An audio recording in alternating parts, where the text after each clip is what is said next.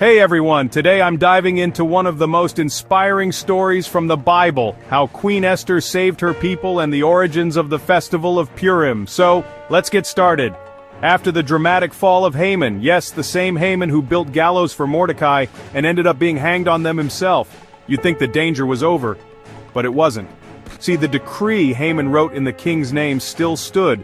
On the 13th day of the 12th month, all the Jews were to be attacked and destroyed. In ancient Persia, a royal decree sealed with the king's signet couldn't be revoked, not even by the king himself. Enter our brave Queen Esther.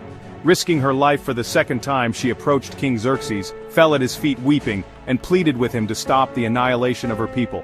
Moved by her courage and compassion, the king granted her request, but with a condition. He couldn't undo the law, but he allowed Mordecai and Esther to write a new one. So, here's what they did. A second decree was sent out in every language of the empire. On the same day the Jews were to be attacked, they now had the king's permission to gather, defend themselves, and strike down anyone who tried to harm them.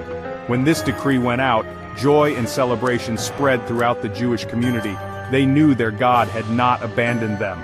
On the 13th day of Adar, the Jews stood united and strong. In Susa and throughout the provinces, they defeated those who came against them. In Susa alone, 500 enemies were slain. At Esther's request, the king allowed an extra day for the Jews in the capital to defend themselves. Even the 10 sons of Haman were killed in battle, ending the legacy of his evil. Following their deliverance, the Jews celebrated with great feasting and joy.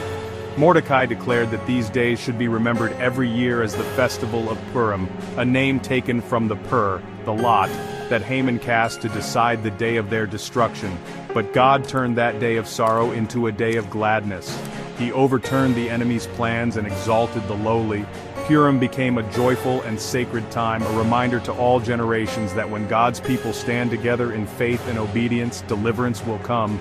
Thanks for watching. Like, share, and subscribe for more Bible stories. God bless you.